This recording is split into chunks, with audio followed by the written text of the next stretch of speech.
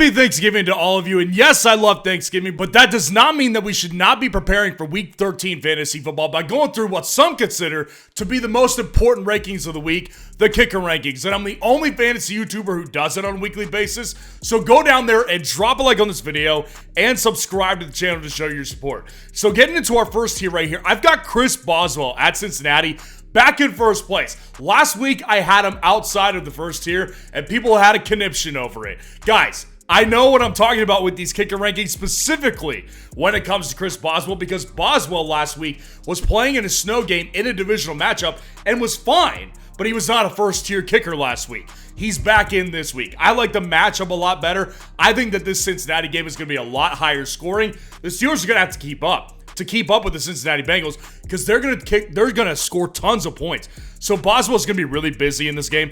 I like Boswell here at number 1, once again reclaiming his spot at the top. And Kaimi Fairbairn is right here at number 2 as well. You know, Kaimi Fairbairn has just been so consistently in the first tier. It's actually gotten a little boring. Like, I would like to kind of shake it up a little bit and try to do some other things, but he's just so good up here, you just can't not put him at number 2. At Jacksonville, the matchup is obviously fantastic. Kaimi Fairbairn is just, you know, the funny thing with him is he does miss kicks. He's missed 6 field goals this year.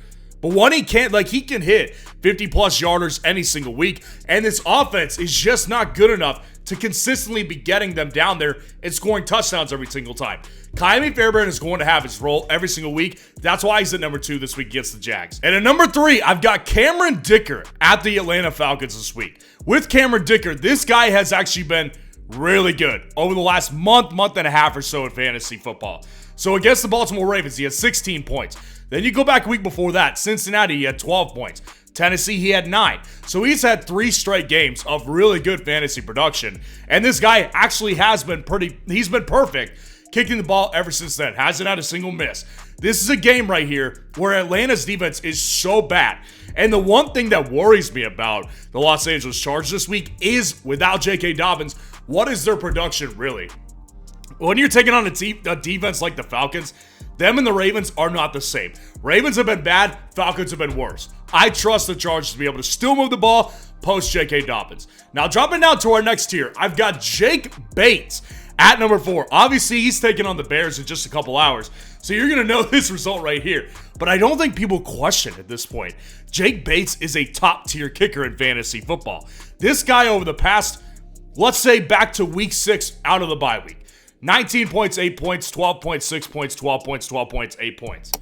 He has not busted an entire game since he came out of the bye. This team is steamrolling every single opponent. Now, the Bears game, again, it's a divisional matchup. These divisional games always make me a little bit leery, but at the same time, this Detroit team is just rolling over everybody, man. And I just don't think they're going to have trouble moving the ball. And Jake Bates definitely does not have trouble with accuracy. He's only missed 1 extra point all year. Jake Bates is going to be top tier once again. At number 5, I've got Zane Gonzalez once again for the Washington Commanders versus the Tennessee Titans. Now, this is a more somber discussion because Austin Seibert just got put on the IR. He missed the game-winning kick, obviously, last week against the Dallas Cowboys. It wouldn't even be a game-winning kick. Would have sent him to overtime. But still, they clearly found out that he's got an issue, and that's why they put him on IR. So, you know, it's like disappointing because, you know, Seibert had been so good, but at the same time, this offense doesn't change. Like, this offense has been so good for fantasy kickers all year long because what they're doing, even more so now,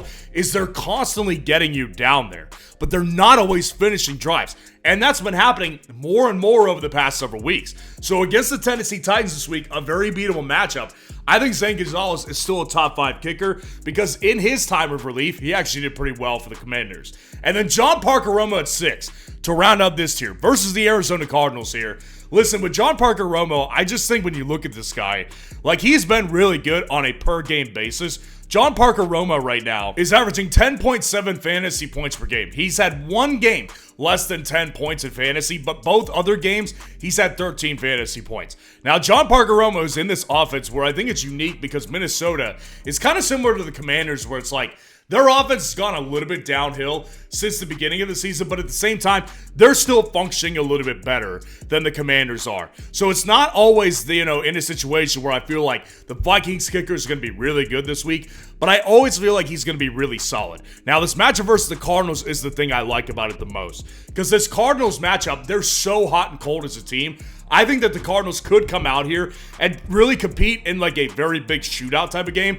But I also think there's an equal opportunity that the Cardinals absolutely bust, and Jared Parker-Romo only gets like 4 extra point attempts. So I've got him here at 6 just to level out that potential. I'll tell you this, though. The potential that Patrick Mahomes hits 0.5 total yards on Underdog this week is 100%er. You hit the higher on this one as a new customer, you're winning free money, basically. And if you want to get in on Underdog this week to take advantage and hit the higher on the sweat-free pick, use code FFN to sign up for Underdog. When you hit the higher on the sweat-free pick, they will match your first deposit 50% up to $1,000 in bonus cash.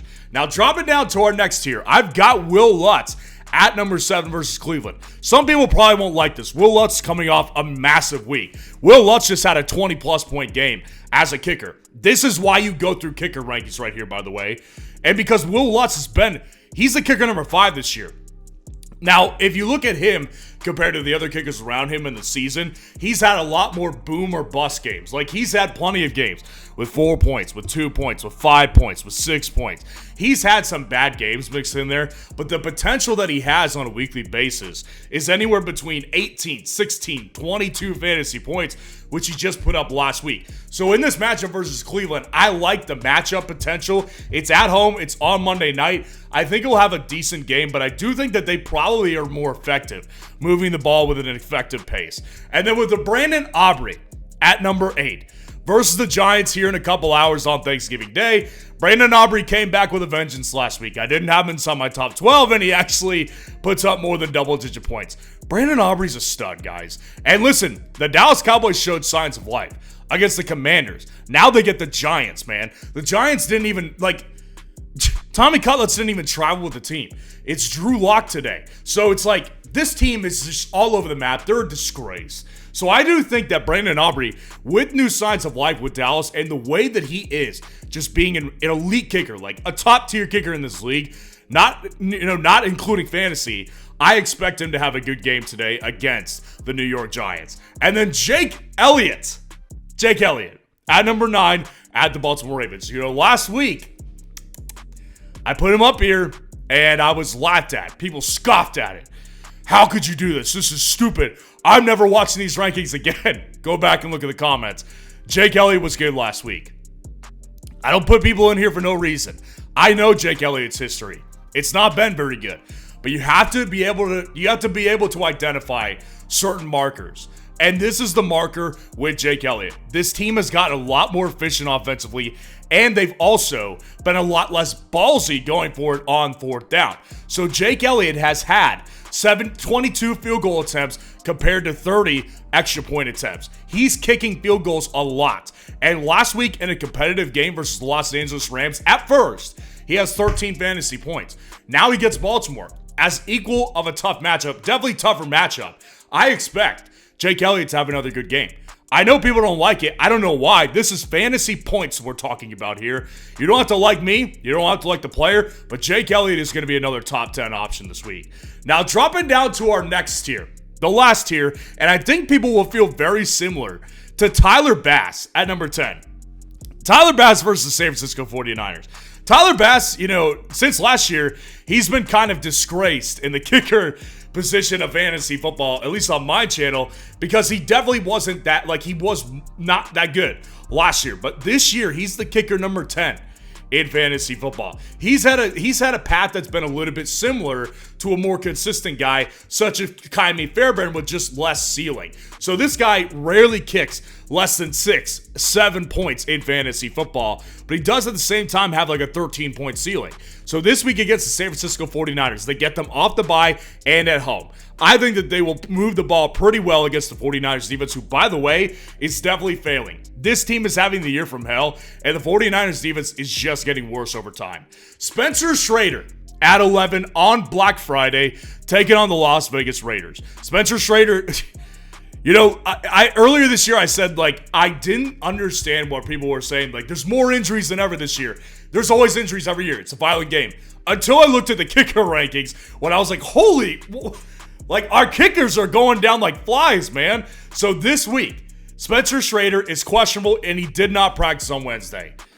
My gosh. I mean, Spencer Schrader, if he plays, I like the matchup. I think that this is a potential type of game where you could kick 4 field goals easily. And he proved well last week. So I know he's good for it, but at the same time, I don't know who else to put here because it doesn't look like he's going to play, but at the same time, I don't know their next option because Harrison Butker's already on the IR.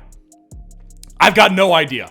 So just consider a Kansas City kicker here at number 11 because I have no idea who it's going to be. But I'm telling you this, if it's Spencer Schrader, feel good about it. If it's not, I still feel relatively the same. And it doesn't look like it will be Spencer Schrader at the time of this filming. And then Matt Gay at number 12. To round it all out at the New England Patriots this week, I like the matchup, and Matt Gay has really come back to life in fantasy football as a kicker. Matt Gay is the kicker number 14. And since week 9, 10 points, 8 points, 14 points, 6 points. And back to weeks 8 and 7, 12 points, 9 points. Like, he's been consistently good in fantasy football after a really, really rocky start. So I'm back in on Matt Gay. I think he's a good kicker in fantasy football. At the New England Patriots, I think the matchup is totally beatable. I'm in on Matt Gay this week. So let me know what your lineup looks like. Have a happy Thanksgiving. And if you want to see the top 12 defense rankings for this week, click on this video right here.